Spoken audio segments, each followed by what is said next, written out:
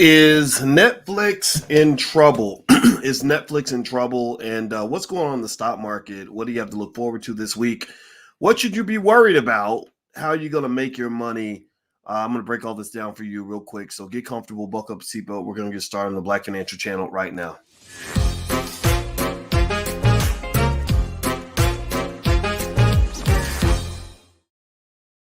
Hey, what's going on, guys? Welcome to the Black Financial Channel. This is theblackfinancialchannel.com. My name is Dr. Boyce Watkins. I'm your friendly neighborhood finance professor. On the Black Financial Channel, we talk about Black wealth and Black economics every day, sometimes as much as 10 times a day under one condition. The condition is that we are Black first, and I hope that's okay with you if we love ourselves. Black first means that we want our children to be educated. Black first means we put ourselves at the top of our priority list. Black first means that we believe in Black excellence. So if you agree with this philosophy, if this makes sense to you, put a hashtag B in the number one in the chat. Put your B1s in the chat. Hello, Derek and Karen and Maleficent and Jamrock and Phoenix Rain and Shelton and Mike. My name is Corey. I see you. I see you. I see you. He says, my daughter loves the Black Financial Channel theme song. Well, you know what? Tell your daughter that we love her too. Everybody say, Corey, we love your daughter. We love your daughter, Corey. We don't even know your daughter's name, but you can put your daughter's name in the chat. But we love your daughter because your daughter represents the future. And one of the things I want to share, actually, before we dive into today's topic, is something that was on my mind, this weekend. I put up something on my Instagram. My Instagram is the real Boyce Watkins. What's up to y'all on Instagram? I see y'all too. It was this clip, and it got a lot of people watched it. I think got 250,000 views, and I threw it up there because it was basically a guy who was explaining TikTok, and he was talking about how basically in TikTok, the algorithm, he believes, and I don't know if this is true or not, but this is interesting. I want to kind of, talk about this for a second. He said he believes that in China, the TikTok algorithm is different than what it is in America. He said in China, they tend to create the algorithm to incentivize the things they want to see their young people doing. So if they want to see their young kids become engineers and scientists and intelligent, then they'll incentivize that in the algorithm. You'll get 1 million views because you did something cool with science. Whereas in the United States, the algorithms promotes stupid stuff like jumping off a building or twerking real fast with a maybe a cat suit on or whatever. You know what I mean? Like or going out and just doing something really dumb or talking about how crazy your baby mamas are or whatever. And basically what he said was really interesting to me because I'm going to tell you this. I wouldn't put it past China to do that. In case y'all don't know it, you're at war. Your country's always at war with China. It's just it's a very quiet war. It's a different kind of war. The Chinese they're not going to necessarily shoot a missile at you and blow you up, although they could, by the way. They did invent hypersonic missiles, and the U.S. government still hasn't figured out how to match that technology. Hypersonic means real fast. They can't detect them. They can literally take out Chicago, New York, just like that, and not even be detected. Like, it's kind of crazy right now. But I don't mean to start your day off with fear, so please forgive me for giving you that ugly dose of reality. But the Chinese tend to be more subtle. They tend to engage in economic warfare. They tend to engage in powernomics. They use powernomics. It's almost like all of them lined up and read Dr. Claude Anderson's book. Because if you look at books like Powernomics, which we read on Wednesday nights, you'll find that powernomics is kind of just common sense. And common sense says, if you want to do well, you stick together. If you want to do well, you put your own group first. You don't put other people in front of you. If you want to do well, you educate your kids. And so one of the things that the guy mentioned that I don't disagree with entirely is he said, look, if their goal was to dumb down America and to make America weak and to make sure America cannot compete with China in the future, well, what do? Well, you put TikTok in the United States and you get all their young people to do a bunch of stupid stuff. Right. And I'm warning you guys about this so that you can be conscious about this in terms of how you raise your kids. Think about this. In China, I don't know if y'all know this, but 40% of all Chinese college graduates are engineers. Did y'all know that? I've been a college professor for almost 30 years. I've been on college campuses, and don't get me wrong, there's some brilliant people on campuses, but y'all know there's a lot of students who go to college. They major in frat parties. They major in drinking. They're studying these worthless majors that don't prepare them to do anything valuable for anybody, right? Whereas in China, 40% of their college graduates are engineers. They produce more engineers in China than the United States, Japan, and India combined. And also their engineers are better trained than our engineers. Our engineers, they graduate because they spent 2 years drinking in college and then 2 years studying. They're not ready to actually contribute to their company on day one. The Chinese engineers are ready on day one. They can create products on day one. They're prepared on day one. I saw this up close in two perspectives. I'm sharing this with Black people because I love you, and I need y'all to be ready. I need you to get your kids ready. Give me a yes in the chat if you're going to hear this and get your kids ready for the future. Two reasons I've seen this up close. One, when I went through my PhD program and I worked with some of the smartest students from China, they take academics to a whole different level from the United States. That's why I'm so intense. Like, people are like, why are you so intense? Why are you always working? Why are you always studying? Because I've seen outside the matrix. I've seen what it looks like when I have a Russian classmate who didn't just read through the entire math book. He memorized damn near every page. He'll be like, on page 276, paragraph 2, it says, well, I'm like, dude, you memorized the whole, you did. Yeah, I read it 47 times. Or, it'll be something crazy that, you'll be like, what? I mean, or the idea of studying like from sun up to sundown every day for years. College students in America don't do this. I've been on college campuses. Y'all might study 2 hours a week for your tests, seriously. And then the other thing I saw is I taught in China. When I was on the faculty at Syracuse University, I went to China and I taught Chinese students finance. The students there were better prepared. The students there were more serious. The students there were thinking about their future. The students there had tremendous respect for professors. The students there were ready. And I said, man, America's going to get its butt kicked. Because I come home, and you ever seen like some of these poor kids, like when they finish high school, they get on Twitter, like tweeting, and you're like, I can't even, what language is this? This doesn't even, I can't even put a sentence together. Seriously, you produce hundreds of thousands of kids out of your schools every year who can't even read and got a degree in their hand, literally, and we got a picture with a cap and gown on, and you can't even read. I digress. Forgive me for my morning rant. I just love y'all enough to really tell y'all the truth, and I want you to be ready. Get your kids off the matrix. If you send them to public school, that's cool, but you got to supplement their education if you want them to be prepared. And B1 people are the canaries in the mine. We're a step above. We're not your average bear, and I want you to maintain that standard when it comes to your children. Got it? Give me a yes in the chat if it's okay. If you can forgive me for that 6-minute rant. I didn't mean to digress from our topic. I just had to share that because that was on my spirit to share. All right. So anyway, do me a favor. Hit the thumbs up button. Thumbs up, thumbs up, thumbs up, thumbs up, thumbs up. If you haven't done it, share, subscribe, all that. Let's start off by talking about Netflix. So this morning I was reading about Netflix, and it was really interesting because it really made me think about the streaming wars in terms of what's going on in that industry, in case you're invested in that space. I'm an investor in the streaming space in that I did buy some Disney. I bought some Disney stock because I like Disney better than a Netflix. Netflix, to me, is kind of a one-trick pony. Like, they just do what Netflix does, whereas Disney does everything. Disney's got parks and movies and all kinds of sports and everything else. And they also have streaming, right? They stream as well as Netflix now. Now they've actually caught up with Netflix in the streaming wars, largely due to the pandemic. The pandemic forced Netflix to advance its agenda and to reach its goals years ahead of time.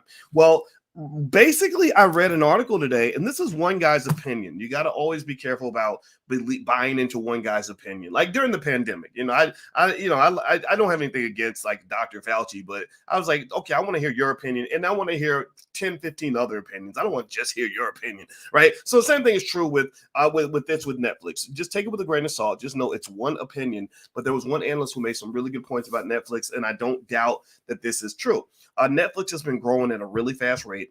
They've done really well with some things that they've released, like they released Squid Game, which did really well. They're trying to really deep dive in Asia. But in case you didn't know, Netflix stock plummeted just like Facebook did. Facebook and Netflix kind of got hammered. And the reason they got hammered is not because they're not growing. It's because they're not growing as fast, right? Stock market valuation becomes so competitive that literally growth is not enough. It's if you're growing at a decreasing rate, your stock price will be punished. It's insane. In mathematics, we call that the second derivative. It's acceleration. It's not how fast you're going. It's not the fact that it's not whether you're moving forward or backward. It's how fast are you going, and are you increasing your speed or are you decreasing your speed? So they're still moving forward, they're just not moving forward as fast. So both of their stock prices got hammered pretty hard.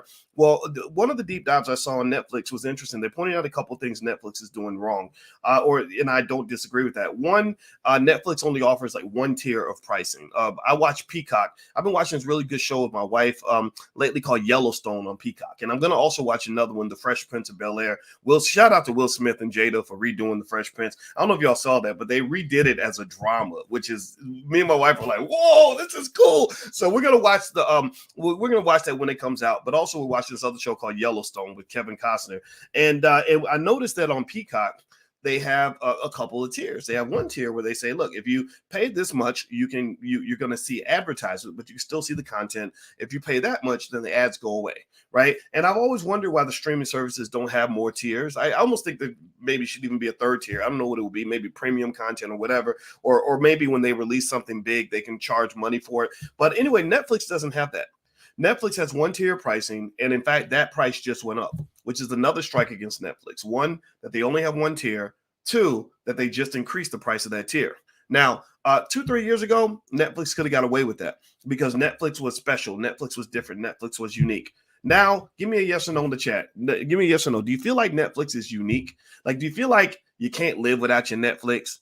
Like, do you feel like if Netflix went away, it would just mess up your TV viewing options and possibilities? What do you think? Like, if Netflix was gone tomorrow, would it be like, oh my God, I have nothing to watch now? There's nothing good anywhere I can watch on any streaming service because Netflix is gone?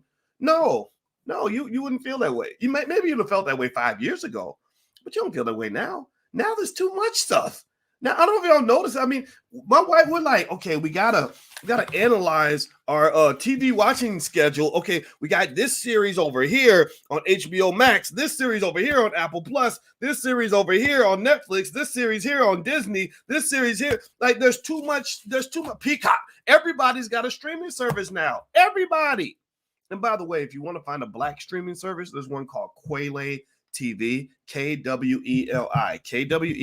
Quayle TV. Look it up, subscribe, support that sister. I met that young sister. She's probably, I think, in her 20s, and she's super smart, and she did a great job. And actually, our movies are on Quayle. Actually, we put our movies on. I didn't want to put my movies on Netflix and all that other crap. We put it on Quayle, and they got millions of views on Quayle. So go check out Quayle TV. It's not that expensive, and it's a young black woman who's doing a great job. She's not making a massive profit yet, So I hope that as you're subscribing to all your stuff, you'll go subscribe to Quayle. Everybody type the word Quayle, Kweli in the chat. Kweli. That's what it is. All right. So anyway, with that said, their claim is that Netflix is going to continue to struggle because, one, they only have one tier. Two, they've increased their prices. They don't have pricing power. Some companies can increase their prices. Amazon increased the price of Amazon Prime.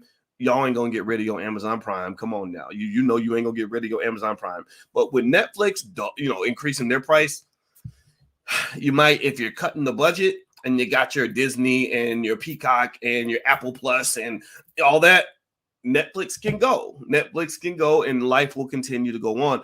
The last piece is they said that Netflix should add other types of content to increase what they call their economic moat, meaning the moat, like the division between you and the competition. So they were talking about adding things like live sports and stuff like that, which could help, but I don't know. I think they might still be in trouble. So they even talked about something that I thought was really surprising, where they said that Netflix should consider selling itself. Now that was like, whoa, really? Whoa, okay. And I guess an acquisition like that could make sense if you're talking about maybe selling to a Disney or to another studio, to maybe there's Warner Brothers or somebody that wants to get deeper into streaming. I don't know. That would be surprising, but it wouldn't be totally off base though, because when a company's stock starts to dip like that, they become a prime target for acquisition, as is Peloton right now. If you've seen anything out there, Peloton is under, basically there's kind of a little bit of a bidding war for Peloton between Amazon and Nike, because Peloton has a good brand, good assets. It's a good company to kind of look at. Their stock prices dropped, I want to say 70-80%. So a lot of people are looking to take over Peloton. Netflix will be a little bit of a bigger elephant to try to eat up. It will be kind of tough. So anyway, do me a favor, hit the thumbs up button, thumbs up, share, subscribe. tomorrow, if you have questions about stocks or anything in particular, tomorrow we have stock market investing class. If you haven't taken a look at the stock market investing class, feel free to go to the blackstockmarketprogram.com, or you can find it on boycewatkins.com, and just click on the link and join us if you'd like to join, and you can leave questions for me. So those of you that are in the class, I know thousands of you are enrolled now. So if you'd like to join the class, just go there, and there's a link you can click where you can put a question in there. You can say, well, what do you think about this stock? Or should I buy that company? Or do you like this investment? My cousin told me to invest in his liquor store, and I don't really know if it's a good deal or not. What do you think, Dr. Boyce? I answer all those questions. I answer those questions first. That is the service I give to my students. So if you'd like to be a student, then go to boycewatkins.com and you can sign up for the stock market investing class. We meet tomorrow at 11 a.m. Eastern. We meet every Tuesday at 11 a.m. Eastern. All right, next, a couple other things that are happening. Bitcoin is going up. Bitcoin went up over 40,000. That's a big deal. Bitcoin's been plummeting quite a bit. I'm a big believer in Bitcoin and Ethereum. That hasn't changed. Remember, if you listen to people like Warren Buffett, they'll help you understand what investing is supposed to look like. I know people act like Warren Buffett is old and he's old-fashioned and he don't know what's going on. No, this man has seen things you can't even imagine. This man, he is the ultimate triple. He's the quadruple OG. He's the quintuple OG. He's the OGGGGGG. Like this guy has been around and has seen more than you can ever imagine. And one of the things I can tell you is that Warren Buffett right now is still winning. I mean, it's amazing. This guy, his investment in Apple has been worth probably about $100 billion or something, some ridiculous amount of money that he made off investing in Apple. And this guy, his patience is extraordinary. He doesn't get caught up in crazy trends. He's a consistent investor. So I would encourage you, whatever you kind of choose to marry yourself to in terms of an investing philosophy, I would encourage you to consider that and to stick with it. In fact, one of the things he said, which I agree with 100%, is that the biggest regrets he's ever had, and most billionaires will say this, their biggest regrets is selling stocks too early. That's their biggest regret. They're trying to move, dip and dodge, jump in and out and time the market. That's what they call it. They call it market timing. All the research says it does not work, but it does feel good. It feels like you're doing something, like you feel like you're moving because you're moving around, but you're really not going anywhere. So be very careful about trying to time the market and trying to jump in and out of stocks. What are a couple other things happening right now? Let me see what's going on with the market overall. Let me see. It looks like today, I don't think today's a bad day. Let me see. Oh, well, okay. The futures, Dow futures are down a little bit. Wait, let me see what the what the Dow is doing right at this particular moment. Let me see. Okay, it's up just a little bit, up slightly, nothing big. Now this is interesting. There's an article that says this is the worst airline in the United States. What do y'all guess? If you were to guess the worst airline in the United States, what would you guess? Guess in the chat, and then I'll tell you the answer in 1 second. So I'm going to start reading this. It says, when it comes to low-cost airlines, American flyers usually praise JetBlue and despise Spirit and Frontier. But if you took to the sky in 2021, JetBlue might have let you down with large numbers of brutal, hours-long delays and frustrating cancellations, according to a new study. The Long Island City, New York-based airline recently dropped to the lowest spot on the Wall Street Journal's annual ranking of U.S. airlines, falling behind Spirit and Frontier. Who would have guessed that? Who would have guessed JetBlue would be last on the list? Do you know who number one is? If you want to know who number one is Delta Airlines, followed by Alaska Airlines, then Southwest. Southwest is number 3. United's number 4. Allegiant, American tied for 6 with Spirit, which that ain't saying nothing. I think, given that they have 9, I think anything below 4 is not doing so good. And number 8 is Spirit Airlines. Number 9 is JetBlue. So yeah, that's pretty bad. They fell off a little bit, man. That's kind of bad because JetBlue used to be, a good airline. I used to love flying JetBlue. But anyway, all right, guys. So that's it. If you want to know my stock of the day, what I'll start doing is I'll start, giving you a stock of the day just to, let you know stock that I bought. I just bought some shares of Snowflake. I think the ticker symbol is SNOW. And the reason I bought Snowflake is it's for a lot of the reason I'm buying things this week, which is there's a lot of cheap stuff out here, man. There's a lot of stocks out here that got body slammed and hammered. And here's the thing about investing: when things are going way up, that's when a lot of people either tend to sell or they liquidate so they can build up their cash holding. And then when things go down, that's when you buy. That's when you dig in and start positioning yourself for the comeback. They say a setback is a setup for a comeback. Well, when the market dips like this historically, that usually means you're setting up for a comeback. Now, the reason that you don't want to always believe that to be the case is because you're dealing with a stock market that is extremely, extremely overvalued. All the ratios are just insanely high. A lot of it because of the meme stock trend, the retail trading, some of the ridiculous activity that was happening during the pandemic. So now they're getting back to what they call a market where the grown-ups are choosing stock prices. And by grown-ups, they're referring to like institutional money managers who sit there and do tons of research on what the true value of a stock should actually be. They're not just going to buy a stock because they saw it in the news. They buy a stock because they've looked at the free cash flow. They looked at the earnings. They've looked at the balance sheets, right? So ultimately, this is what you're getting. You're getting a more sober stock market, which is not a bad thing. It could continue to go down though, so be very careful about that. But but personally, I like Snowflake because I feel like it's a good investment right now, and I plan to hold it for a long time. Okay, guys. So anyway, that's it. If you want to see more stock picks, feel free to support the channel, and we can trade. I can give you some good information. If you would support the channel, you can go to intelligentblackpeople.com.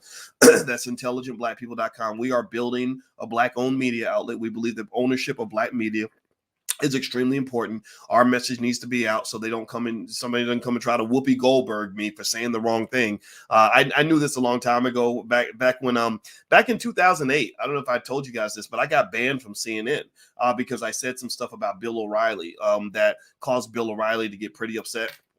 And I was really stunned by it because I didn't know CNN and Fox kind of work together behind the scenes. It was really shocking to kind of see it happen. But what I learned from that, though, is that, the only way to truly be safe is you have to own your own property. You have to own your own assets on some level. You don't have to own everything, but you got to own something. So we own this platform. We're doing it ourselves. So we'd love to have you as a patron on the platform. So if you're interested in doing that, feel free to join our League of Intelligent Black People at intelligentblackpeople.com. And in exchange, we'll give you lots of free stuff. So anyway, guys, I'm going to get out of here. I hope you guys have a great day.